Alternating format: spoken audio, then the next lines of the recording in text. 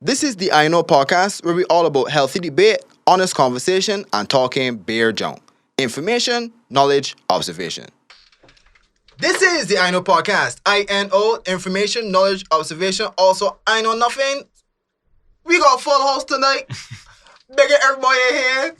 And I feel good, right? Just that, I see a minute long. But we got started with Romar. We got Mosey. Hey. We got Kofi. Mm-hmm. We got Short Gabby. We have our new intern, Short Jasmine. I just Name boss. Yeah, and I'm Marcus. And we have a very special guest in the building. How do I describe? A lot of people going through things right now in terms of because of the economic fallout due to COVID, and they're looking at different opportunities and thing. Move my mic up. By the way, we got new mics too. Like we do this thing, there's a teething process still, right? Podcast mic. We really out here. Right. Back to our special guest. That we just interrupted her entire introduction. But yes.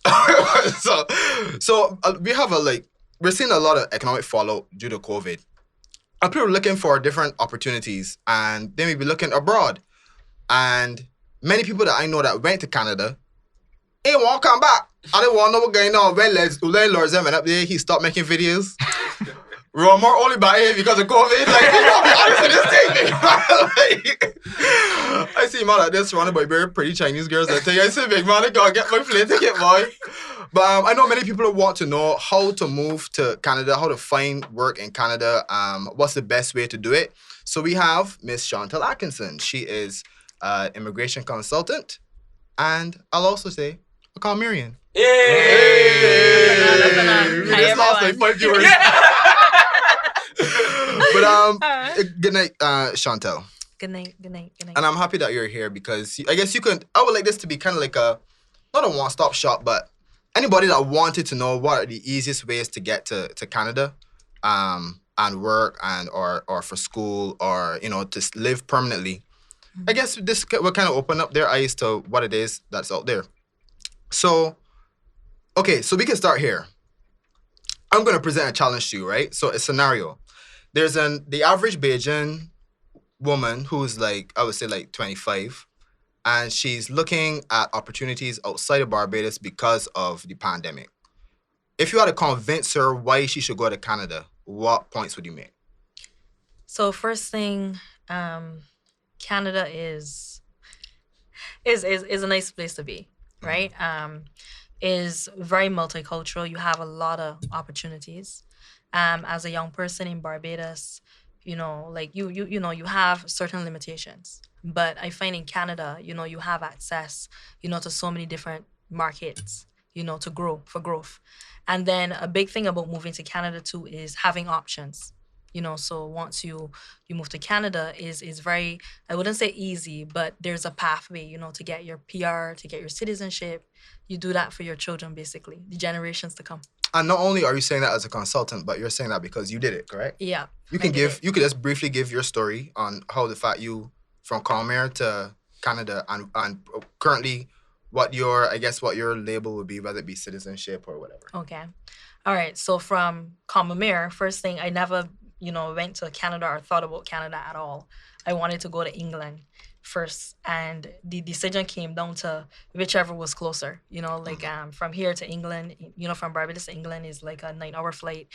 From Canada to from Barbados to Canada is like a 5-hour flight. My mom is like, I'm more comfortable with that. I'm more comfortable with you going there. So it's still a flight, So yeah, it's still a flight, but she's like, I'm more comfortable with that. So when I landed in Canada initially, I had no family members there. I never went to Canada before, never visited Canada before. And, I went to school. I went to U of T, University of Toronto, and I did my time. And then after that, I came home for a year, worked, and then went back to Canada and did the whole PR process. So today, speaking as when we say PR, what do you mean? Permanent resident. Okay. Yeah. So you're a permanent resident.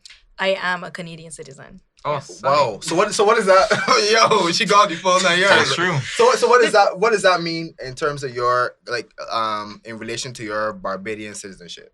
Okay, so well, Barbados and Canada can have dual citizenship. So, Right. you have your Canadian citizenship and then you have your Barbadian citizenship. But before you become a citizen in Canada, you have to be a permanent resident first. Right. So just let me, yeah, Oh, yeah. okay. When you say PR, I was like public relations. I Like, used to be the girl, I was very confused about it. Yeah. Okay. So, oh, okay. So, and overall, that process for you from just going from Barbados to becoming a citizen took how many years? It took about 13 years. What? 13 years. But that includes studying. That includes working. Right. That includes, getting the PR and then after becoming a citizen. So it's really not that long. It's because I was a student. Like for somebody that going up to Canada, typically when you land in Canada as a PR, it takes 3 years from that time to become a citizen. Okay. Yeah. Land as a PR? A permanent resident. No, that's possible. Yes. You can. Yes, you can. You can basically apply from Barbados if you want to To be a permanent resident? be a permanent resident in Canada. Yeah. Sight. And I Yeah. still go here though? No. And I still like, yeah, my see Nah, take nah. down here, like, buying expensive groceries now? What? Oh, say. I did not know that. Okay. So, like, and so, okay. I don't want to jump ahead, but say for me, I am in Barbados now. You just told me that. How long would it take me to become a permanent resident, seeing that I could apply from here? To be a permanent resident, it would take you like a year. Providing that you're a person that has, solid education. I mean, like bachelor's, master's, work experience, prior work experience, skilled work experience, they will call it, because they like persons that have work experience where, you have like a work experience that you got by doing a job that you got like a degree or diploma or master's or something like that. So given that, it takes like a year, roughly a year. Really? A year and some, yeah. Okay, interesting. And we're gonna get into that. I just wish that that just sounds like a bias towards persons that have like a formal education, right? As opposed to people who are like the entrepreneurs, etc. I mean, it makes sense though, because it's easy to verify. not necessarily verify. You don't want anybody coming to your country to waste time. Yeah, essentially. Right. And entrepreneurs waste time is what you're saying. No, I'm not. I'm just saying people that are formally educated are less likely to than people that aren't. I'm not including. I'm saying the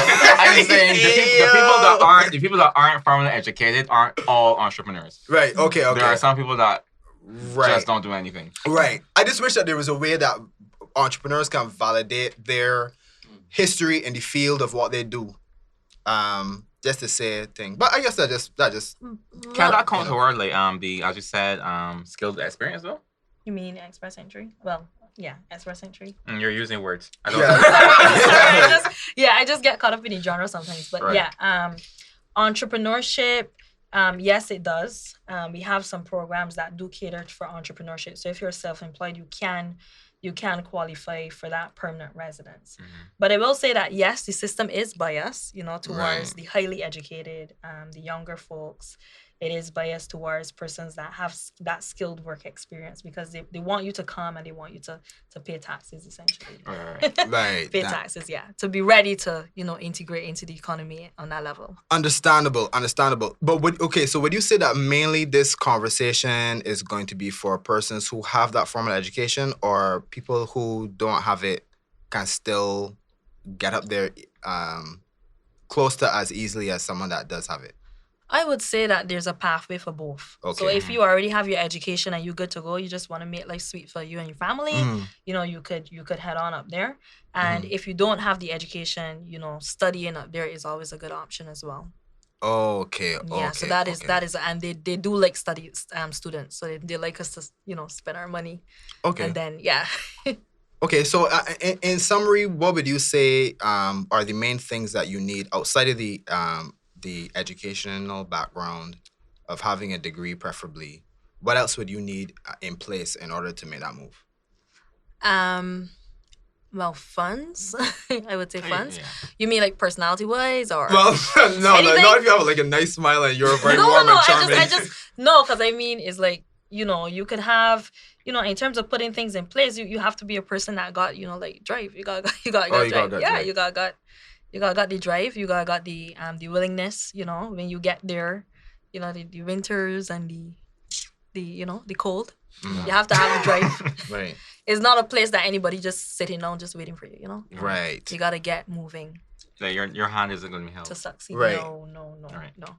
But my thing is that I think that's something that people are still going to be looking at, even if there are winters. The fact that you said earlier that, like, there's no ceiling. I find a lot of Bajans say that there's like a ceiling above them because of the fact that our market is small, and there's certain things that they want to do but they can't do because of not many people are going to be buying their product. Not many people are going to be, I guess, what's the word?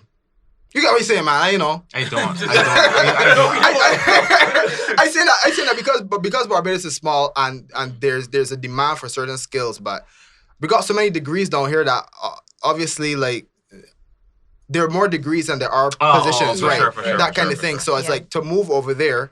I'm willing to battle anything. I'm willing to battle the winter and all that there if my life could be good eventually. From what I understand though, you willing to battle. You, Marcus Myers. Right. Not everybody might got the drive you got. Right. And I don't know, I think that's something people need to study. Like, people just assume that overseas life is, you know what I mean? You just go overseas, you get a good job, and then you fast track on life. But that's not necessarily the case, because you're still competing with everybody else that immigrating. Yeah, and everybody else that already there. That too. Everybody else that already there. I will say you have to have a drive. I think that personally, when a person goes up to Canada, like it would take them like around, it would take them a hard 5 years, after migrating to really settle in and live the dream life. When you say settle in, I want you to define settle in and dream life. Okay, so ideally, most Barbadians here already, they got a car, they live at home, some people don't pay rent, all this stuff. I'm talking about, like it would take you like 5 years to get settled, like actually like have a home, have a car, like living a life where, you like settle in a good job. Right. Like it's not a place where like everything like handed to you. Right. You understand? So it's not, I don't want to paint the picture like if it's this place where, you just go and then everything is fantastic. Sometimes you might gotta do a job here or there that different to a job that you did in Barbados. So like you might want to move to Canada and you probably were a bank manager in Barbados. Like don't think that when you move to Canada, you can automatically land in a bank management position. Right? So sometimes you gotta work your way up and that could take some time. But, go ahead. But as a permanent resident, you do have flexibility in terms of traveling back and forth. So every permanent resident will have to stay in Canada, for 2 years out of 5 years, in order to maintain their permanent residency. So, you could be back and forth. You could be. A permanent resident isn't like you could have a work permit without being a permanent resident, right? When you're a permanent resident, you don't need a work permit. You don't need study permit. But I'm more thinking of people that like okay, you go to Canada and you do your studies, you don't want to go back home. You like the Canadian life. So I don't think you're automatically going to get a permanent residency when you come out of school, right? No. So the first thing you have to do is get a work permit. Yes. Right. So depending on the program that you studied, so in Canada. The late programs that are like say 8 months or more, depending on the program that you study, you could get a work permit. Right. What we call a post-grad work permit. So once you get that post-grad work permit, it's an open work permit where you could work anywhere in Canada. And once you get the qualifying work experience, again in a job, that you would have gotten by getting a degree or diploma or something, then you qualify for permanent. Once you work in that job for like a year, then you qualify for getting your permanent residence. Is it? You're saying then you qualify. Is it automatic or is it still a process? Like I might not get through, even though I've done the prerequisites. Well, the work permit is automatic in the sense that if you go to the right school, you'll get the work permit. But in terms of the permanent residence, you gotta get the proper work experience then to qualify for PR. Once you have the proper work experience, I'm sorry, everything you said PR, I'm thinking probably permanent residence. I can't. Yeah, okay. Stop saying PR because you are dumb. Honestly, yeah, what is that for me? Yeah, I can't help it. I understand. Right. you keep saying if you go to the right school, you are eligible for a work permit. Yeah. So you're saying that some people in the past have chosen a school that they may not have been eligible after the work that they put in for a work permit? Yeah. Okay. So what is the right school that you're speaking about? So the right school is a school that, like a public institution or a private institution that goes by the same rules as a public institution. Mm-hmm. And, like on the Canadian government website, they have like most of the information there. Right, So they tell okay. you like what schools are eligible for this work permit. Yeah. Interesting. Yeah. Interesting. One of the arguments that I've heard, right, for people say that Canada's only look glamorous, but the reality is that if you had to compare our cost of living to their cost of living, there's not really much difference because of a whole bunch of things. And I just want to get your opinion on that because people are saying that live in Barbados that don't know anything about Canada per se. Mm-hmm. But is there any merit to what they're saying that over there looks like a paradise that food doesn't cost as much as it does here and rent isn't what it is here, etc.? Or is it? Can you say that it kind of equates if you had to like measure all the variables? I would say is a little bit of merit to what they're saying. Rent over there is not cheap. Yeah. Food is cheap. You could get food cheap, but Right. the rent is not cheap. So when you're looking at, for some people, it just wouldn't be worth it to make that move, right?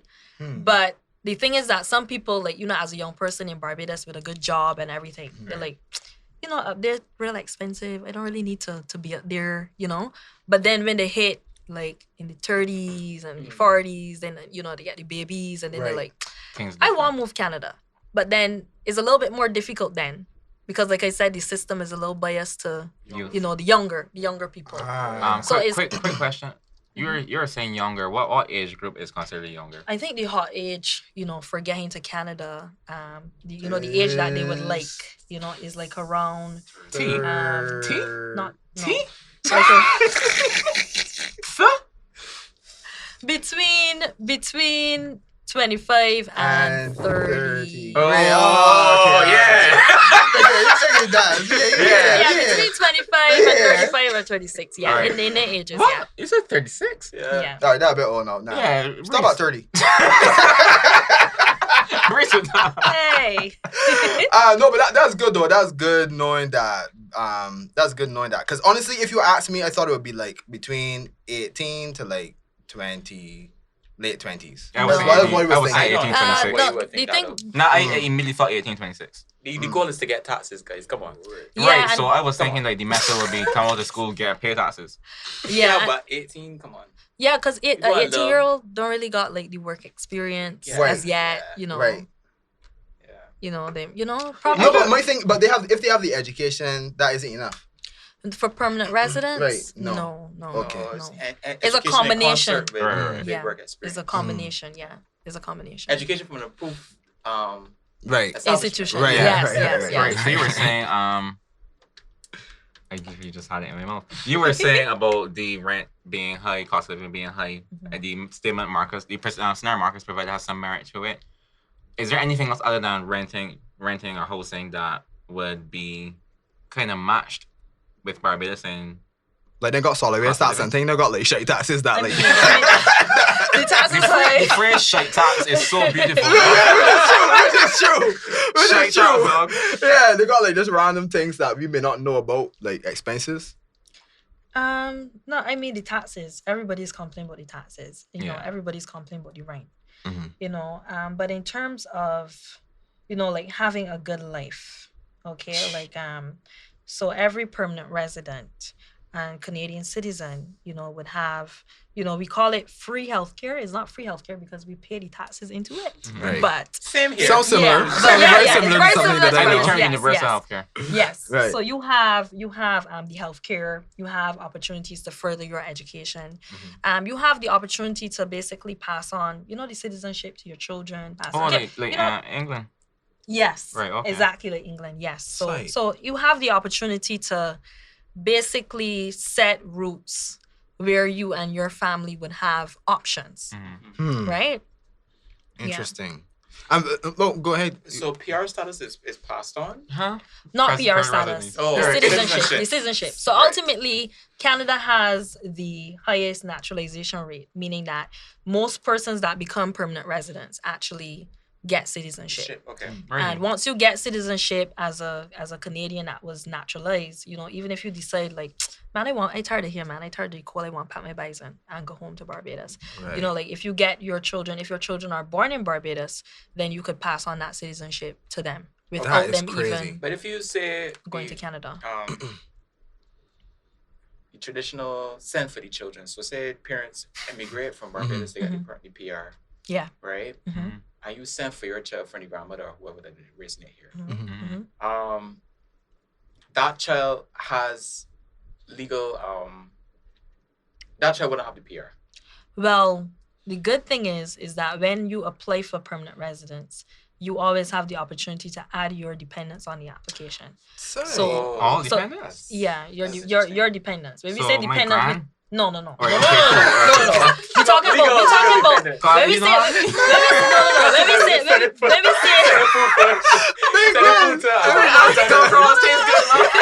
my grand. Like what? All When we- dependents? No. When we say dependents, we talking about any children that you may have Okay, under the age of okay. 22, and Say we talking grand. about your 22 your- real old dog. your spouse, your spouse or Right, your right. common law partner. So common law too? Yeah, common law partners. Yeah, spouse. I yeah. feel not relaxed. Pretty good. But there That's set is, up for but Bajans. once I'm telling you, bro. That crazy but though. once you become a permanent resident, you do Uh-huh. have the opportunity that you could sponsor your Yeah, parents and I know grandparents and sponsorship. things. Okay. Back to the common law thing though. Like, how do they? Like, let me say I lived in Barbados for 5 years. Okay. Ooh, that's a long time. Common law in Canada is 1 year. So there's a half a That's a long time. This place on my Where are the unicorns? I want to write one of those to work. My man, that is something I But can before, bear. Kof, if you allow me 1 second. Sorry, go ahead, So bro. what status does the child have? I mean, if you... Oh, no. Oh, sorry, you answered that. Because you say they would have been supported under the... Yeah, PR they will come to Canada as a PR, yeah. Okay. But if you are a citizen, Mhm. right, and then your children are born, you know, after you have gotten that citizenship, they would automatically be Oh, citizens. okay. What But if the they hell? aren't, so say you send for the child and say, well, yeah, I can do it for Mhm, XYZ mhm, while I'm still in that limbo, that PR status. mhm. And then you become a citizen, it automatically just... Yeah, if the children are there, yeah, it could be. Okay. They could be And it's added on just your one parent citizenship that- oh, application. oh, Yeah, that's- yeah. The thing is, right? Okay, okay. For me, I just need to get like the back end, like the why things is be happening, like why Canada is doing this, because it's so mock and it sounds like it's in Canada's worst interest, right? Oh my gosh. So I want to know, how does this benefit Canada? Just so I know that this ain't a mock thing. Okay, all right. This episode of the annual podcast is sponsored by Act Harmony. Act Harmony offers therapeutic and sports massage services aimed at soft tissue injuries, performance support, and stress pain management. Blood and lymph flow, nervous regulation, and soft tissue function is the trinity focus of Act Harmony. You see that termite infested desk you got home? That one you had for the last like 10 years? I want you to try that out. As a matter of fact, I want you to go around your house, right, and look at anything made of wood. Any desk, table, chair, and I want you to ask yourself, maybe I could get an upgrade of this. Maybe I could improve my workspace with a nice wood appliance that will make my entire aesthetic much better. If that's the case, go to Instagram and put in Woodsman BB, WOODSMANBB, and he is the fella that will give you the right quotation to upgrade your work environment with the best wood creations that you could think of. Something for you, something for your children, something for any family members, anything he can make. Even if you want him to make noise art, he could do it. Woodsman BB is the place to go. Check out Instagram right now. So Canada is underpopulated. Right. Right. We got a couple cities that everybody like the Montreal and the Toronto. Everybody want to be in Toronto. I live in Toronto. I ain't moving. As a Torontonian.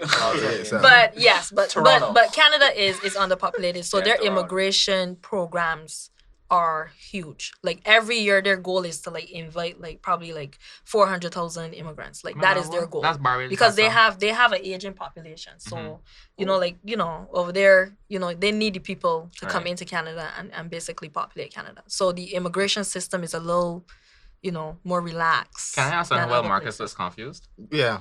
Do that quick. He look real confused. He looks so confused. All right, so you're saying that, I get that. Canada's huge. Mm-hmm. And as you said, everybody wants to go to 3 cities or whatever, right? Yeah. What is the point of bringing in people if people are just going to come to the same cities? I was just about to ask that. Well, that's a really good question. Yeah. That's a really good question. People don't know where the work is. I'm not going to go to and some northern place like Cawmere. Well, I mean, all right. But when you in Canada, I have had friends that actually went to the cold places. Like went up in the northern territories in Canada. And live? Got some, and live. The reason why they would do that, the reason why they would go with the polar bears and stuff is because when you in Toronto, you having a good job that gonna pay you like probably, I don't know, $40 an hour, $50 an hour. When you go up in them places that remote, you getting paid like $100 an hour, $150 an hour. Is the places that are remote, they pay you more because they want more people. That's because you fighting polar bears, fam. Boy, you gonna look at the reason why you getting paid more. That gonna be miserable. You fighting for your life, though. Like, you got grizzly bears like right I don't understand. Of course, like, what the hell? Safe. That is okay. Oh, when you win, I see the Coca-Cola bear just. I don't think it's like that. Do you know the numbers of like how many people like migrate there a year and like how many people how much are they underpopulated by? I don't know the exact figures. Okay.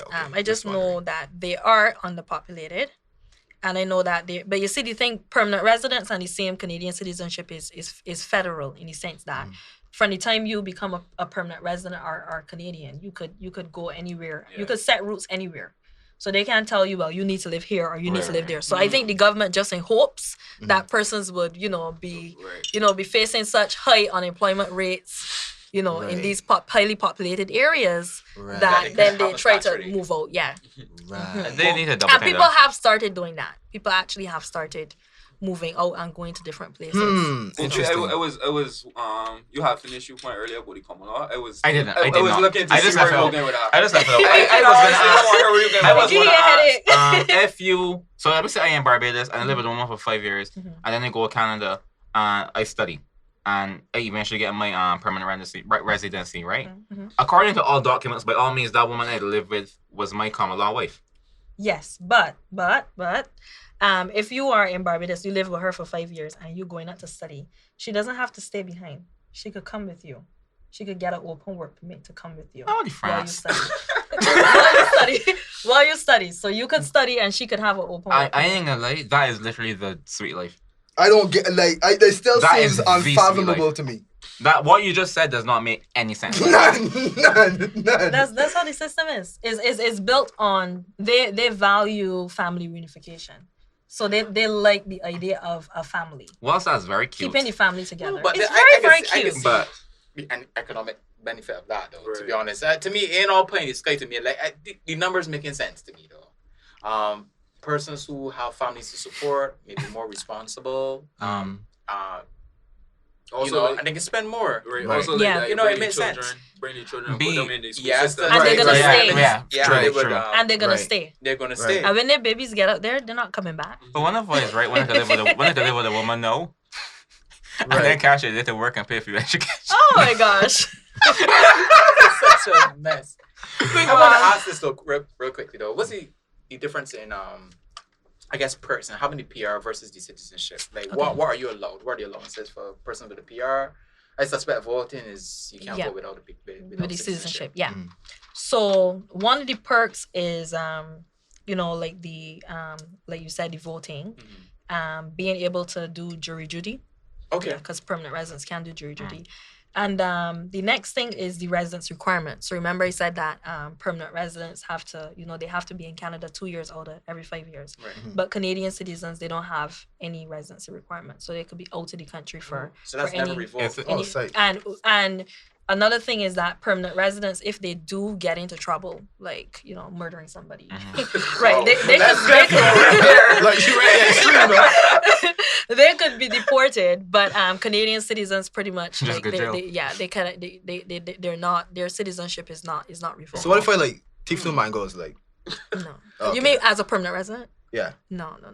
So what if it's That's like kinda I trivial. thief 3 mangoes? No. Okay, just checking. I just want to know. I just want to That's not leave it serious. there. That's not No, serious it's a enough. mango threshold.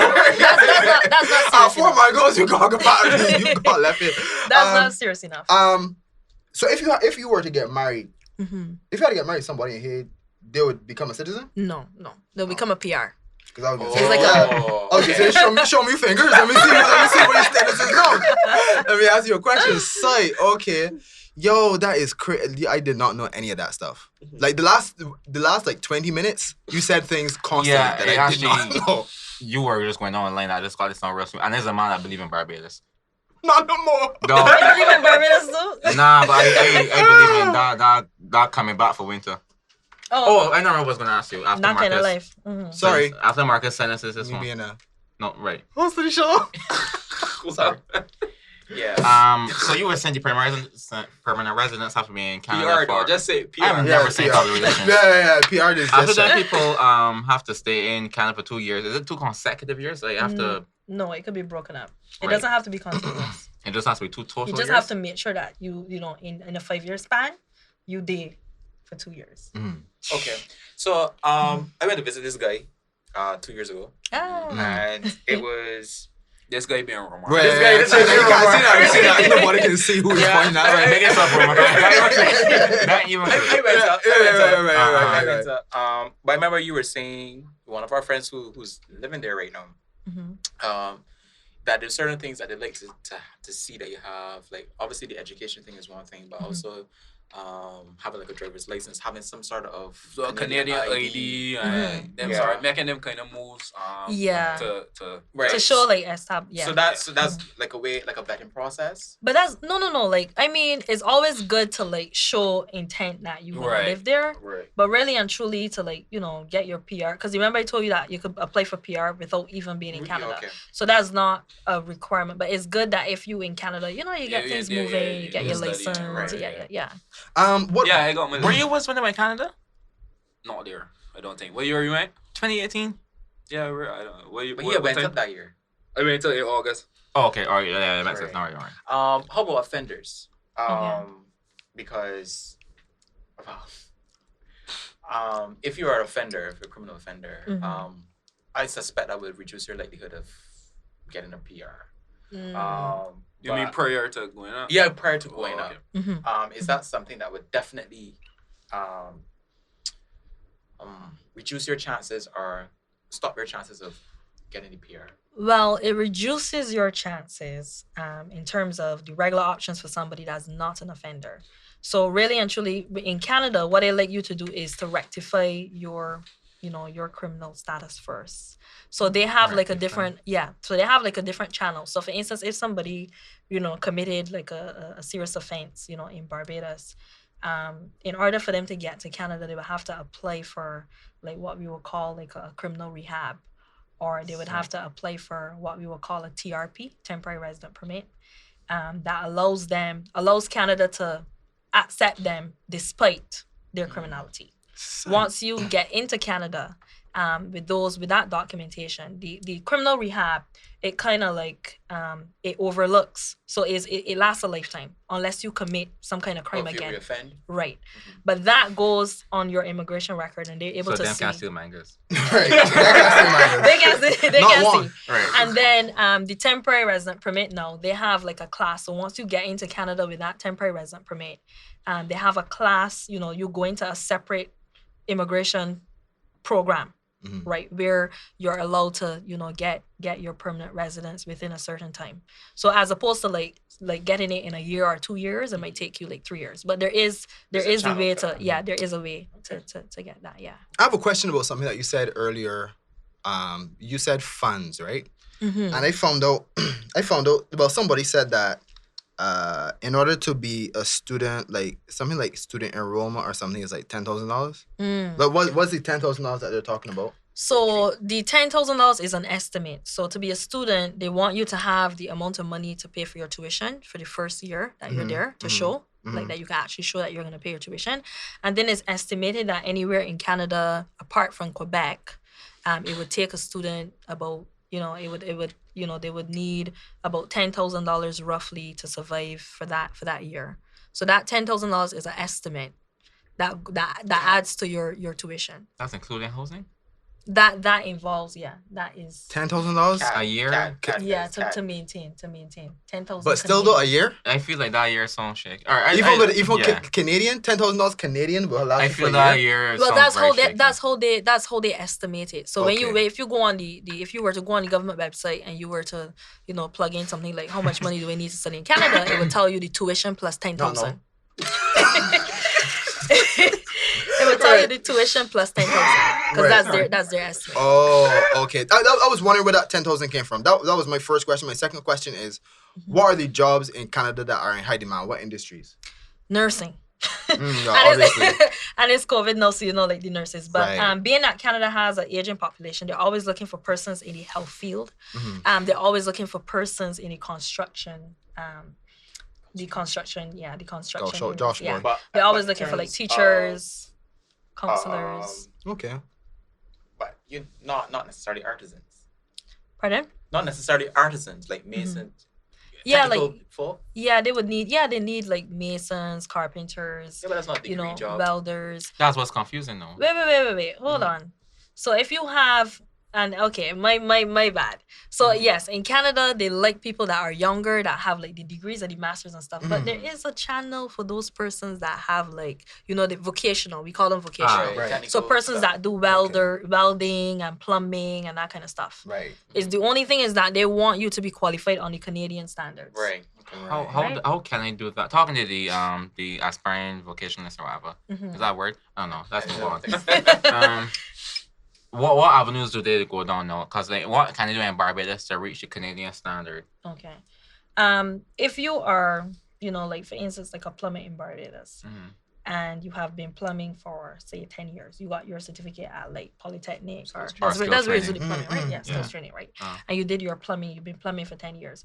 You could apply to challenge the plumbing exams, the exams for plumbing. I'm sorry, but I just got a really dumb image in my head. In Canada? No. When you say challenge, is it like, is it like a plumbing test and you got to fix pipes?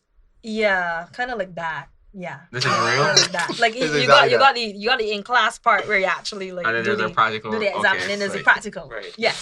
So we call them challenge the exams. So you challenge the exams. You challenge the exams to get back your certificate, to work in whatever province you want. I'm very sorry. We are serious people. I'm very sorry. I am on serious. I'm very sorry. Coffee, we good? No. What? What is that? I just imagine like a lane of like. What is that? A lane of like toilets you got fix or something. What is that? That's the mindset that you gotta begin. Like an obstacle race, I just got fix toilets. Sorry. I'm sorry. That's fine. So what are you doing? I just going to do my pipe exams. Yeah. My pig fitters exams. Yeah. I practicing for my plumbing exams. Exactly like that. Yeah. Oh man, that's funny. But that obviously would be something you would have to apply to before you actually get there. Yeah, you would apply before you get there, and then you will go up and challenge those exams. The other way, apart from challenging those exams and going up there, will be to get a job offer with a company. Okay, and let them. And then get a job. If you get a job offer with a company, the company like vouch. They vouch for your skills. Right. And then the only other way is to do apprenticeship. So you could actually apply, through the vocational boards, the different provinces, right, to do an apprenticeship. Yeah, that is. And when you say apprenticeship, that is legitimate like apprenticeship, because if you're going to say I got somebody here that can work on the, you can't just say I got somebody that I can go and try and get a job with. And your status is illegal. Well, yeah. Right? Yeah. I can you just went on vacation, never come back. It is. I was working with this money. Oh, sir. It is a combination, like studying and working. But on the talk of illegal, yes, let's talk that's about another thing. On the talk of illegal, because there are a lot of people in Canada that may have gone and decide to visit and like, man, this life so sweet. I don't want to go back ever. Right. Right. So in those cases in Canada, Canada is a little bit, they are forgiving too. So for instance, like I do all areas of immigration, but my area of specialty is what we will call humanitarian and compassionate. So it is let's get into about it. persons Yeah, that let's go. Underlining like two lines. You take it away. Let me. Okay, you go ahead. So you go guys ahead. asked me about, like, for instance, like offenders, for instance, persons that would not regularly qualify, like a person that, in Canada illegally, obviously, they're not going to just qualify because you're not just going to apply for PR and the government going to overlook it, right? You have to state your case. Right. So my area of specialty is with persons that have gotten themselves in those really serious, sticky situations that have been in Canada for years. It could be 5 years, it could be 10 years, with no status. Oh, okay. There is an application that they do, that I do, that allows them to get their PR. Okay, that's despite... not okay. When you said humanitarian, I thought you were talking about asylum. Oh no, that's different. We call that refugee. Because that is like that. I really want to ask you about that. Oh, okay. I really want to ask you about that. From the beginning, I never understood asylum and the concept of asylum. And I don't want to say what I think it is because I can just sound retarded. So now tell me. No, I thought it was an offensive word. Huh? That's an offensive word. We don't say retarded, Marcus. Dumpsy. What was the That's a word? word. Yeah, That's a good yeah, word. yeah. That's a good word. Marcus. That's a Come good on. word. Especially knowing that I tried in this territory right now. From my understanding, Barbados is seen as like a hostile culture for people in the LGBT, for homosexuals and everyone else in that group. So I heard that in the event that you feel like your life is being threatened or something in Barbados, that you can fill out a form and you just get like citizenship. That's what I thought. Is it citizenship? I don't know. No, I tell you what you thought. I don't know. Asking. So you correct me. Okay, nobody just fills out anything and gets citizenship. Right. If they fill out anything, it will gotta be PR. Then Okay. citizenship. Okay. Right. But with the asylum, the one thing that is wrong with that is that you have to prove it. Right? Like so they have in Canada, they do have a strong asylum program, right? Because they do welcome a lot of refugees, what we call refugees. The asylum, we have the persons that would be from war-driven countries, and then we have persons, and then we have persons that will come from like Barbados or anywhere else. But you have to prove that, your life was threatened, and your life, you would basically, going back to Barbados, you'd be dead. And also that you are the sexual orientation that you say you are, correct? It's not just for persons that are same sex. So it could be anybody that, facing any kind of, we call it persecution, or any kind of life-threatening situations. So abuse. For instance, it could be domestic abuse. Yes. That's interesting. Yes. Okay, So that it could be whoa. Well, it okay. could be somebody that is, hunted down and, I by was the government. gonna Interesting. say, That's Yeah. what it was marketed here, though. No, it's not. I know of a girl. I haven't spoken to her about it personally, but this is what they say, and by they I mean the people. That she lied about being a lesbian and living with a woman in Canada.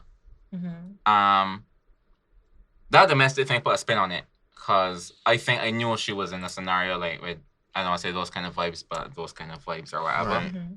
So now I'm wondering if that was the case. I was planning to bring it because she, another girl, and a guy that I know that living on PR status, y'all probably me, PR status, through the refugee program or what's not. So I was wondering, go like, ahead. when Marcus said it, like, how do you prove that you're gay? Like, what does that mean?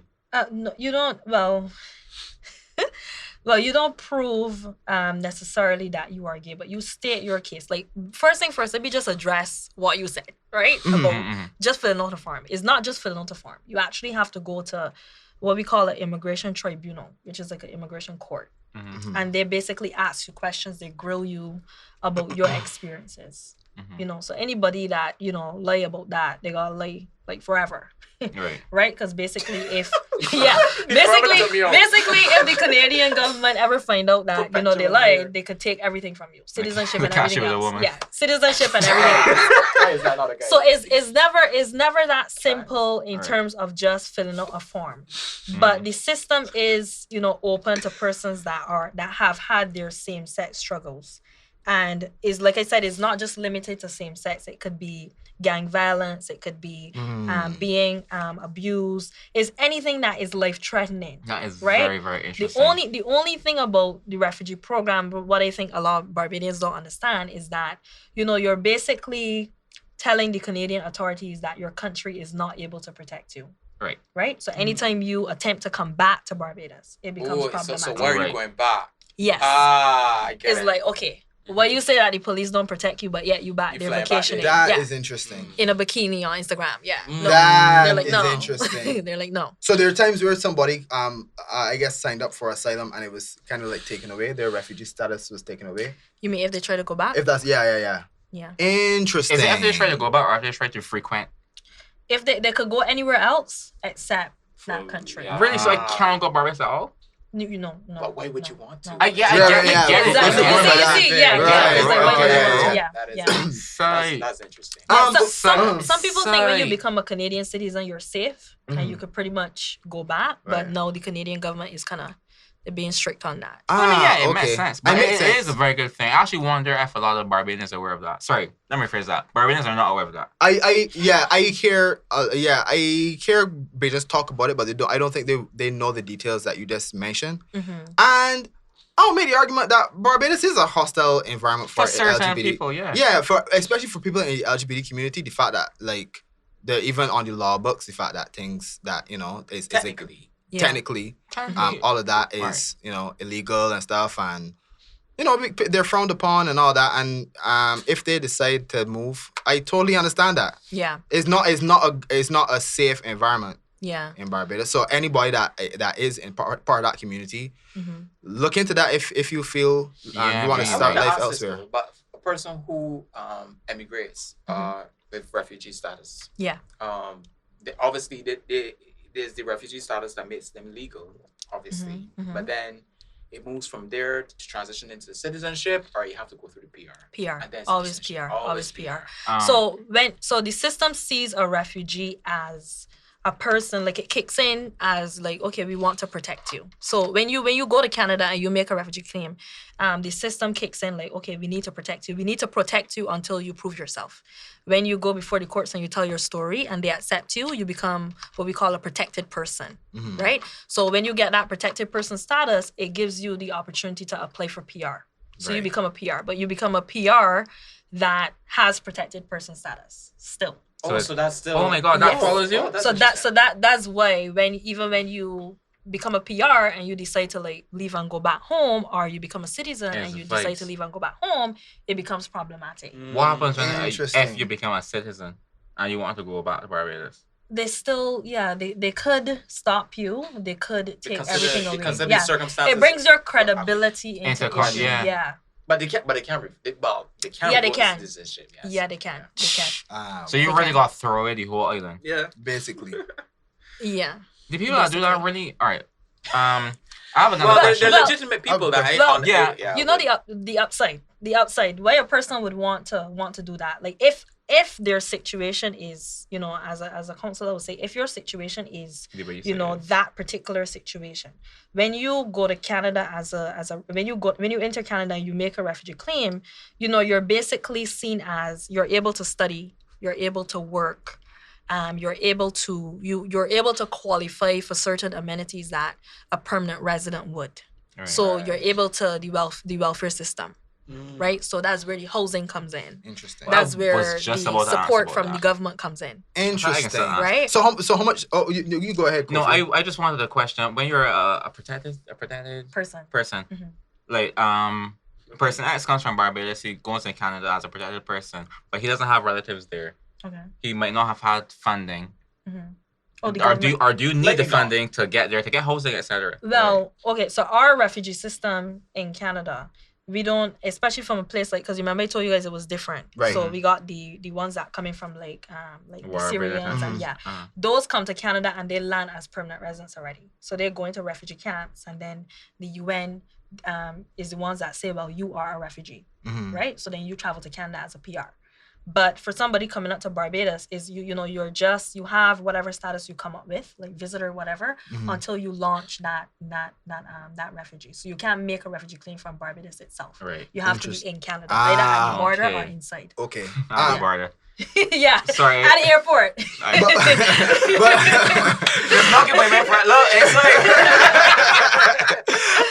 Okay. I have a few more questions about this whole thing. Honestly. Number one, going back to the thing about abused persons, because that's something that I did not know, and I would like a lot of people out there to know about that. How would you prove that you are an abused person? Would you have to have some kind of a document saying that you've had these cases where you were persecuted or someone was violent towards you at a point in time or in a relationship? So they would prove it by medical reports. Like if you're being abused, you would have sought some kind of medical attention at some point. Police reports. Have you ever made a police report? Sometimes letters from people attesting that happened to you. And then a big part of making a refugee claim on something like abuse is your state of mind, right? So you actually go on the stand, you take the stand. And they actually, assess, how, your credibility based on how you react to certain questions. And they ask very personal questions. So this is the subjective part of it now? Yes. Okay. So I've been, for instance, to, court cases where, members ask, about ejaculation. They ask, when things come up like rape, they ask very personal questions. Oh, wow. Yeah. Yeah, I'm glad that you mentioned that, because I do think there's a lot of people that could benefit from it. But I'm still stuck on the whole you can never come back thing, because I'm thinking that gotta be a real difficult decision to make. Cause you're in an abusive relationship, but I mean I still like my school, I still like the beach, I still like how I grew up. My family's still here. My family, everybody in abuse me. Maybe they're not so. Are they so hard and fast about that though? That if you return. if you have refugee status, that you cannot come back because it seems like you're not in danger. Credibility is in question. Because we do have roots still in Barbados.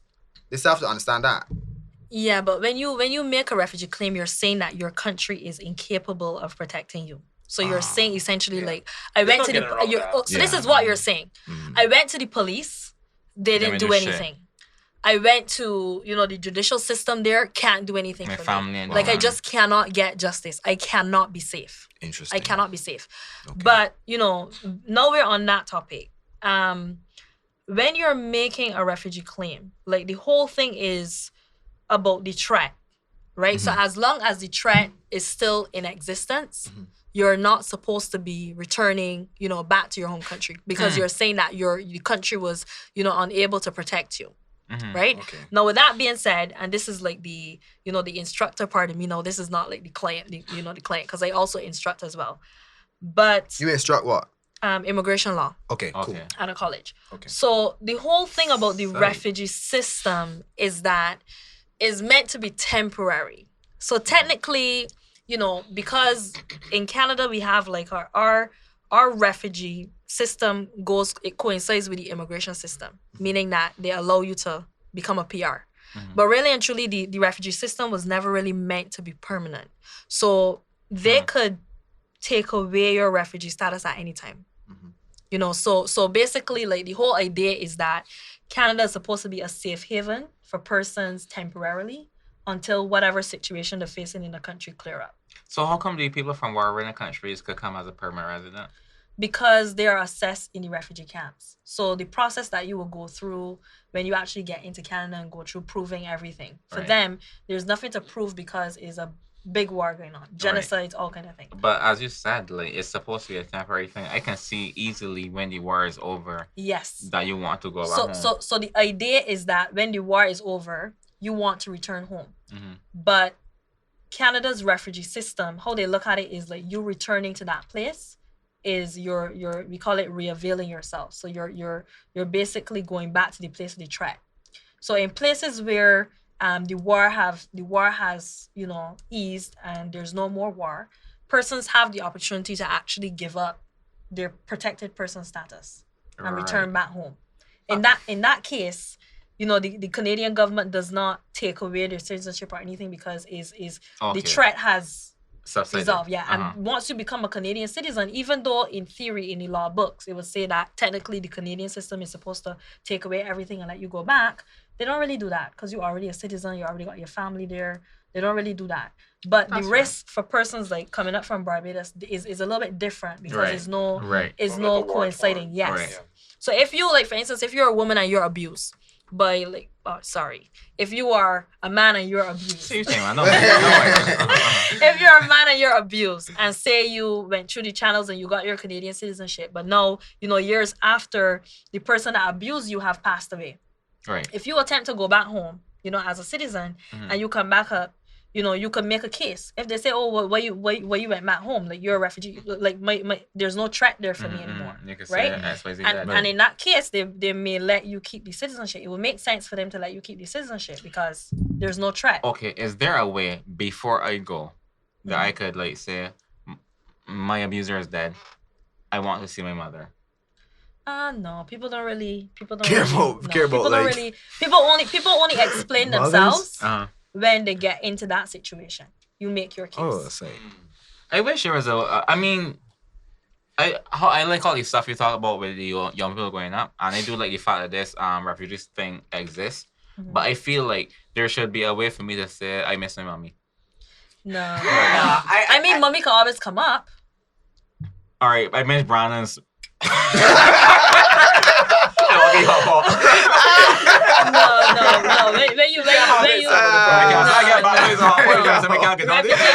refugee is a serious thing. When you make the decision to be a refugee, like you have to commit Commit, for the foreseeable How many future minutes do you that want you're it, going sir? to be. right. No, I get why it's this. I don't understand 100%. I just Because think that's it's- real I get decision. what you asked the It's question, not. though. It's if you look at it like, for me, I tell people like, if you facing like any kind of hardship or whatever, Right. and you have access to the funds or whatever, and you could come up and be a student and just do the regular thing, Right. do that. Mhm. If you don't have that option and you absolutely have to make a refugee claim, then you do that. But any day, having that flexibility to be back and forth is better than being stuck over there. Okay. So yeah. Very interesting. Interesting indeed. I have a friend, by the way, who actually he's the oldest friend that I have. He's a Chinese guy and he's gay. What's your life, bro? Listen, my life is so strange. The only thing is about my life is strange, but it's not exciting strange. It's just weird. It's just a weird fucking life. There's no climax. Is this a Yeah, there's a okay. I tilt your head like what? All right. Anyway, but so my oldest friend is Chinese and he's gay, and he was living in Barbados, and he never really fit in, and then he moved to Canada, and his life is amazing. He is like the happiest gay man up there, easily. he's gay? Yeah, he's gay. Oh, He's yeah, gay. He's a not gay double gay. positive. Yeah. So I mean, I'm just saying he didn't go up on Asylum, by the way. He just went up, but his life is amazing there. He always compares the way he's treated there and the freedom that he has to be himself there compared to what he went through in Barbados. So go up there if you feel persecuted and stuff. I think not to take away from our example, but to compound on it, go up there on the guys that you're trying to emigrate normally. Like, Right. Don't just go on refugee status, because not being able to come back home is something different. That's Right. There's no refugee status you could go out there on. Like go there on. You have to go up there as a visitor or whatever. Right. I mean, they don't try to fake nothing. Because from the time you make any kind of application to immigration and tell them you come in to make a refugee, they gonna refuse it. Right? From outside, they gonna refuse it. They're like, okay, this person coming to My mommy hit me. Oh my God. Yeah. like it. Over time, people have preferred digital payments over handling physical currency, while the pandemic has sped up our digital necessities. Now, one thing I know that we love to see small businesses that are forward-thinking and progressive. So hear this. Harmony accepts online payments from any local bank and money, get this, Bitcoin, and even other cryptos as well. For long-time holders and crypto enthusiasts, don't stress yourself with pulling out the money from your wallet. come and bring the coins you've been sitting on for years because in harmony, just accept them too. But you know, I like to bring the whole perspective thing to the man, right? Because Kofi keep repeating, like, he can't imagine, like, you know, not being able to come back home. But you don't feel got people out there that, you know, probably Turn to Barbados, dog. just Not even turn to Barbados. What Like- Barbados represents. right in terms of being a refugee. 100%. I just, you know, don't care to come back. Yeah, I honestly, I get it. I But do. the first thing that I said on this show, I know many people that have left Barbados, but when people leave Barbados and go to Canada and come back, the way they talk about Canada is like paradise be. They're like, they cannot wait to go back. They want enough funds to get back. I've never been. I just hear. But what I would like to get into, we good on time? Yeah. We can rap soon, but Really? no, we good though. Right. No, fair enough. Yeah. All right. Because I've heard of all the nice Canadian or Canada's this utopia. I've often heard and haven't experienced it. It's you know, it's nice, but I've never really been there long enough to really been immersed in the culture, been immersed in the actual day-to-day living in Canada. Okay. It was always just visiting and so on. But I've also heard reports of, you know, there's this racism that is very, very, very subtle. Yeah. You know, is this something that you can speak to?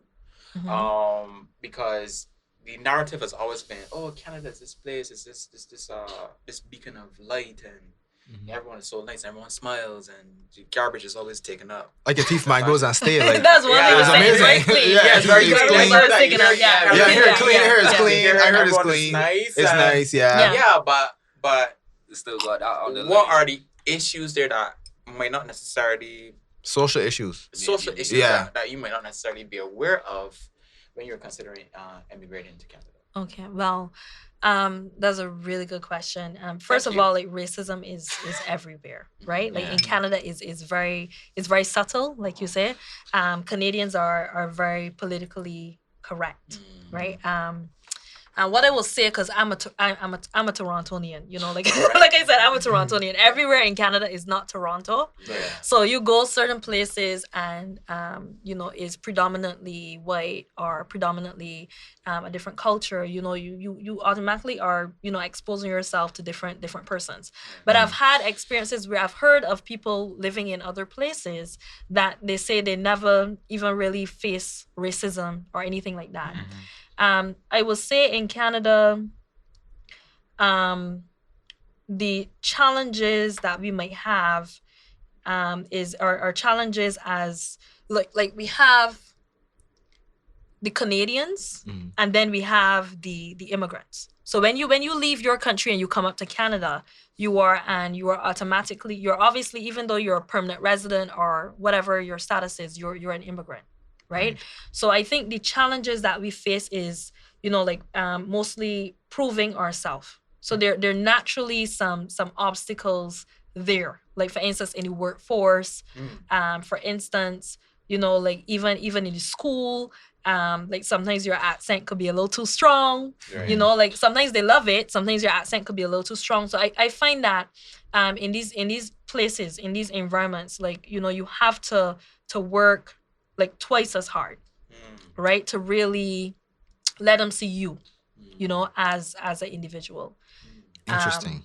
Yeah, you have to work twice as hard. Like for me, being in Toronto and working in Toronto, you know, I've never really faced like racism, you know, like like overt racism, but in the sense of, you know, coming into like standing into going into a, you know, a studio or going into like stepping into a classroom, you know, as a young Black female that is Caribbean with a heavy Bajan accent. Right. You know, you have those doubters, right? So you have to prove yourself. So Okay. So other than that though, you've been there for 13 years. Can you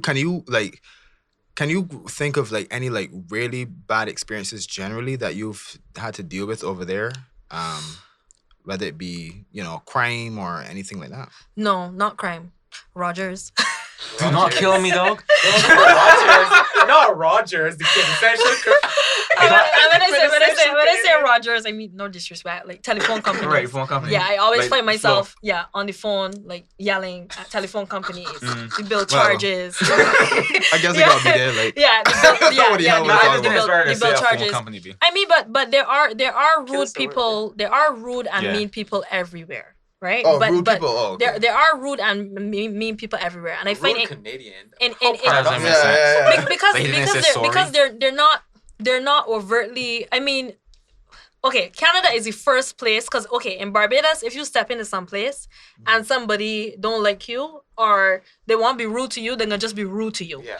In Canada, they're rude to you, but they're politically correctable to it. So they would do it in a way that if you react, it looks like you're overreacting, right? Just by sticking up for yourself, Right. Mhm. right? Oh, so but you never really had anything like major. No, not really. I've always been very comfortable. So like, you never went in a store with expensive products and people tell you can't afford that.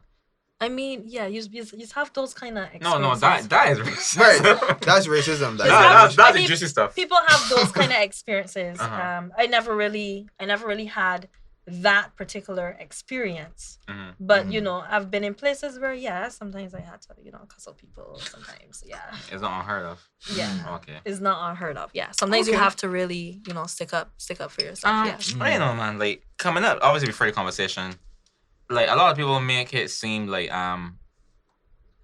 Canada life is sweet, but I feel like it's very good to look. It's very easy to make it look the way it is. Like, especially when you're comparing it to Barbados, it's very because we have like we consume Western media, so we like to look at certain things. So now in Barbados, you're driving I don't know a Corolla, and it costs you real money like really any month come. Right. But in that same Corolla, no, in Toronto, really and truly ain't cost that much money. In comparison to other things. Huh? You sure? Yes. It's so funny because I got Corolla. She's like, What year? First of all, What year Corolla? 2018. No, that's the thing. That's the thing. A 2018 Corolla is a luxury vehicle. But I mean, yeah. But I'm saying that same year Corolla then. The same 2009 Corolla is a good thing in Barbados, but over there, no, like, that's something to look down upon. So I'm just saying it's very easy to look glamorous I mean, in them sort of countries. okay, all right. For me, I think that in Canada you can't really be concerned about the glamour. You know what I mean? Right. I'm not saying the, in comparison to Canadians. I'm saying as a Bajan looking in. For some people, you're thinking it might be easy now, like life easy because the things you got. When the things you got compared to other Canadians, no, you're not saying much.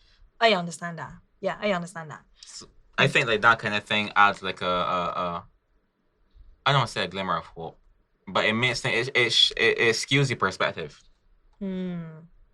So you're basically saying that for Barbadians here, they look to the ones that have migrated, like if they have reached. Yes. But then everyone. to Canadians, right, you when know, everybody over there, ain't reached there yet. they're just like, okay, like you ain't reached yet. Exactly. I could understand that. Simple things like owning an iPhone. But I will say though that what I find is that there's some Barbadians, when you're making the decision to move to Canada, you have to be careful. It has to be what you want to do. Because there's some Barbadians that could live, they're capable of living a better life. Right? When you look at moving to Canada and equating to your level of comfort that you're living in Barbados at that time, it might take a longer time than anticipated to get there. Right? But in terms of, the same situation that you said with Canadians, they have some Canadians out there that don't do anything either. So it's not every Canadian that live in life. So you find that immigrants sometimes go out there and even do better. For sure. And for that, they're faced with their fair share of hostility. Oh. Which brings it immigrants? which brings us back to the question that No, the immigrants are faced with hostility because they have a drive? Sometimes. Yeah, because it's like, that's a subtle xenophobia. Or maybe less than subtle xenophobia. Because it's like, hey, but we were here all along. Da, da, da, da, da, da. The job so you do get, like, for instance, like you do get like sometimes, like in the classroom, we will compare articles, and you do get the occasional Canadians that would feel as though, immigration is bad. Like immigration brings crime. Immigration, like why these people coming and getting our health care. Like, So Trump supporters people, then. yeah. Yes. Nationalistic people. Yes, exactly. So It's very interesting how there's a fair share of Bajans with those same ideals. It's very interesting. I mean, the nationalism is everywhere. It is. Yeah, It yeah. is. It is. Yeah. so you have that to face with, yeah. Yeah. While you two were talking, like I blacked out for like 2 minutes, and I was thinking about the plumbers and the pipe exams. I was just there for like 2 minutes now. Please stop, bro. The man trying to see pipes. The man trying to see pipes go up there. I still don't get why that's so funny. All right. The image in my head is so funny A row though. of toilets. No, you just got like there's different problems like I know you vigilated like. How would it fit if it was a Bajan? How would it fit if it was a Canadian? big like Canadian standards. Yeah. A Bajan man, I'll tell you. And then the water is swirled different ways, so you gotta like write that down. I And never take drink notes my of different that. size zero drink say water. And then Bajans has got bigger shakes, so then you got like actually like, doing like deeper. No, we can't. Different levels. I also right a Bajan man will come and just hit its waist and flush once and tell you alright, it's fixed. That's it. I'm charged. I charged double. I wait around you call it about 2 weeks. Right. Sorry, we don't live in Canada. Sorry about that, Shontel. Right. I got a question though. All right. I know if the men don't want cat here though, but Shontel, what you feel is the appeal right now, given the climate, COVID and everything? Oh, you want to continue this show? What's the appeal? That's interesting. Everything I spoke about. Still, granted COVID. Can I add? Can So I the add to appeal is that that- question? Can I add to that question? Mhm. I just want to add: is the demand higher because people are looking for opportunities like I was guessing about, or has the demand lowered because people don't want to move to a place where there's like a lot of spread Oh no, I feel a lot of people have been repatriating though. coming back, right? Yeah. So people don't want to leave, right? a lot of persons have been coming back, but people want to leave. I think one thing COVID reminded us all of is that we need those options, right? Like we need those options. So persons want to know that in the event that, things get real bad and like, for instance, like tourism don't pick up, that they have another plan, Ouch. Don't whisper. Come on, boy. yeah. So whisper. I think that the Cry for it. what is appealing, is the fact that you have a bigger population, you have a bigger country, and you have more opportunities. Ultimately, ultimately everywhere right now battling with their fair share of unemployment. Right. But once COVID resumes and once it subsides, yeah. Well, you don't hurt me personally. Once it subsides, Right. once it subsides, We had like once it- 0 cases yesterday. Once I it's- want more. no, once it subsides over there, Uh-huh. is the opportunities. So persons that weren't thinking of moving to Canada before, they are thinking about it now because they want those Just say Marcus, opportunities. Marcus. Actually, no, this is so yeah. Mosey. Oh wait, listen, I'll be. I ain't gonna lie though, right? I'm glad that exists or whatever. But the phrase better opportunity, I feel it kind of like I wish that could be reworded because there's better opportunities for people that have the drive. Because you're not going to automatically go there and succeed. A lot of people feel that when you leave Barbados with your psychology degree, no offense to the people with psychology, you got a psychology degree. No offense to those people, but it's like you ain't automatically go there and just find jobs. Like jobs just there on the floor to pick up. You gotta get there and work, dog. So when I go up Canada, I gonna be like burning newspapers to keep warm. Okay. That's But really no, what I'm saying, bro. But I have a question. Uh-huh. And I got updating recently. In Barbados, right? Yeah, for sure. I have a question. Uh-uh. So in Barbados, when you want to reach where you want to reach, Just don't right. you have to have drive? Yes, Right. but I want people that. Here's the thing: like, people that don't have as much drive as others exist, and you're not less of a human being for existing as that kind of Okay. person, right? But you gotta find your own lane and what you could work with and what you're comfortable with. Okay. So I'm speaking from conversations with other people. People feel that job just bought the place overseas. And that Okay. is not how it works. That's you not still how it gotta works. fight like everybody You still got, else. but you know what I like about Canada? Mhm. Being a person that have immigrated to Canada, what I like is that when you get to Canada, Mhm. everybody's starting. I mean, we ain't talking about the Canadians that over there, that born over there. Yeah, But for we sure, talking about everybody that come up. Right. You know, like The you immigrants. starting, Mhm. everybody's starting at the same level. Correct. You understand? Parity. So it's like Canada's one place, like in Barbados, we all, got parents and things. You could know somebody. The nepotism and vibes. You could know somebody and get somewhere. Mhm. But in Canada, you really have to. Everybody is Prove your on own that merit. footing. You have to prove your own merit. Interesting. So I think that for somebody, like for instance, like when I left school, I could have stayed here and do my thing, like Cawmere, know a little buddy, yeah. get a little thing. Yeah. Let's not say. Our viewers, you know I lots shouldn't say that, but you know what I mean. You Right. could work with what connections you got. Right. But when you go to Canada, it's not who your mom know or who your family know Right. or who your grandfather know or your godfather know. Like everybody It's got what like you could do. what you could do. I So like it that. really gives like you it the though. I like opportunity that. to To prove see your- your potential, Uh-huh. right? And then if it doesn't work, you can still pack your bags and come home, right? Yeah. No boy want to do that, boy. But that's the thing when you Boy, I remember. the bus fare. Hey, You know what? Sorry, right? I went to Toronto for I think it was a week or 2 weeks, right? Mhm. And every day I left there, I went in the winter furthermore. Mhm. And every day I left there was something different. I went to a mall, I can't remember the mall name, and I helped somebody propose and a wife be. you did that? Go. Dog, like I helped the man blow up helium balloons. Ask Kayla. we filmed the thing. It was like a whole project we had. It was like a flash mob, dog. And I do not know this man. Big at yourself, he named Jonathan. Definitely. Sean, Ridiculous, me. Shontel, I want this to be like an introduction to more information, and this is the best time for you to plug your business. Everything. Okay. So, my business is called Atkinson Immigration Services. I recently, created the Instagram. So I will be on Instagram. Are we gonna promote it?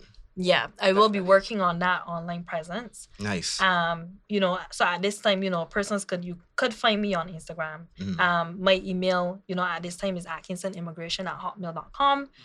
You could, they're welcome to book a consultation, find out about their eligibility. Right. The website coming soon.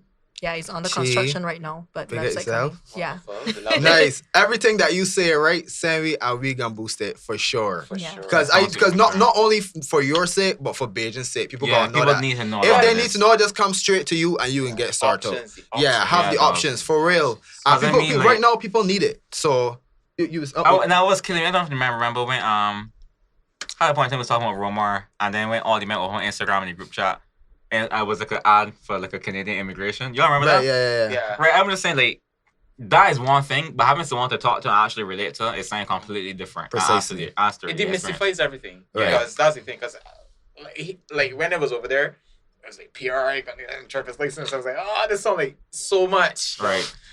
But then to have someone streamline the process and actually counsel, Yeah. Way better. I think is fantastic. So We wish you all the best. yeah, for sure, Thank Shontel. you. Thanks for coming through. Thanks for thanks for putting up with our weird tangents and just being us. Yeah. But listen, what you can say. Anyway, so big up yourself and thank you for also being our first recorded guest for 2021. It's crazy. Oh. Yeah, so With with me. Yeah. with that being said, INO podcast, We out. we out. This is just a clip from the latest episode of the INO podcast. To watch the full episode, search for us on YouTube or iTunes at INO Podcast.